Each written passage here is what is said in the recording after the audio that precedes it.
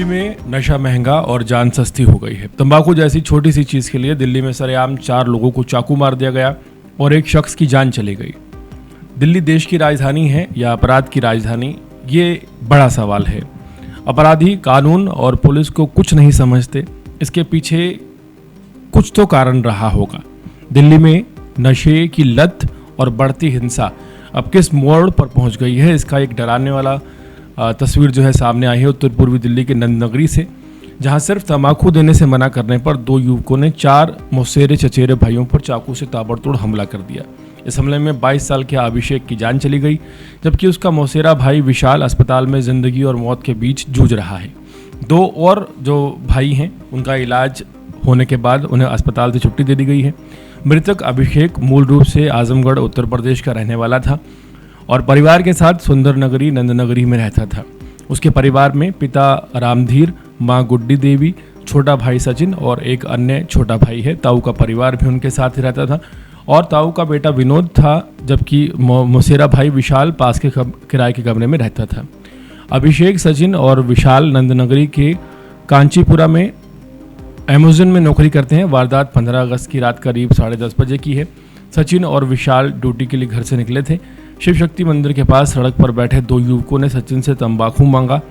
सचिन ने कहा कि उसके पास तंबाकू नहीं है, बस इतनी सी बात, और इसी पर दोनों युवक भड़क गए। एक आरोपी ने चाकू निकाल लिया और सचिन विशाल के पीछे दौड़ पड़ा। सचिन ने फ़ोन पर अपने भाई अभिषेक को इसकी जानकारी दी। अभिषेक अपने ताऊ के बेटे विनोद को साथ मौके की तरफ भागा। F2 सर्वोदय बाल विद्यालय के पास आरोपियों ने सचिन और विशाल को रोक लिया और चाकू से हमला कर दिया। इसी दौरान अभिषेक और विनोद भी वहां पहुंच गए।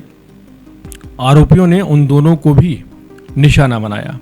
हमले में अभिषेक और विशाल के पेट में चाकू लगा और चारों घायल सड़क पर पड़े रहे और आरोपी मौके से फरार हो गए। सभी को जीटीबी अस्पताल ले जाया गया और इलाज के दौरान शुक्रवार देर रात अभिषेक ने दम तोड़ दिया। सिर्फ 22 साल की उम्र में एक परिवार का बेटा हमेशा के लिए चला गया। उसका गुनाह सिर्फ इतना था कि उसने तंबाकू देने से मना कर दिया था। पुलिस ने शुरुआत में हत्या के प्रयास समेत अन्य धाराओं में मामला दर्ज किया है। अभिषेक की मौत के बाद हत्या की धारा जोड़ दी गई है। पुलिस ने इस मामले में 23 साल के अरशद उर्फ चिकना को गिरफ्तार कर लिया है, जबकि उसका साथी अमजद अभी भी फरार है और पुलिस उसकी तलाश कर रही है।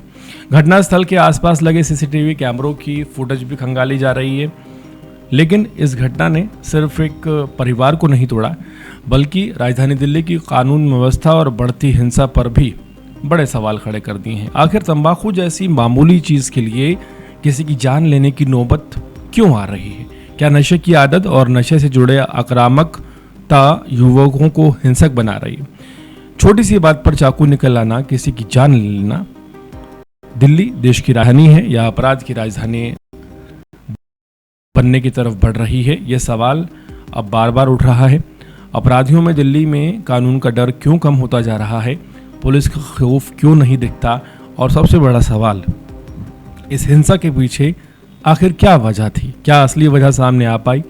नंदनगरी की यह वारदात बताती है कि अपराध हमेशा बड़ी वजह से नहीं होता। कभी कभी एक छोटी सी बात, गलत संगत, नशे की आदत और हाथ में मौजूद चाकू मिलाकर एक परिवार की पूरी दुनिया उजाड़ देते हैं। अभिषेक की मौत सिर्फ एक हत्या नहीं है, बल्कि दिल्ली में बढ़ती हिंसा, नशे की समस्या को लेकर एक गंभीर चेतावनी दिल्ली सरकार के लिए भी है।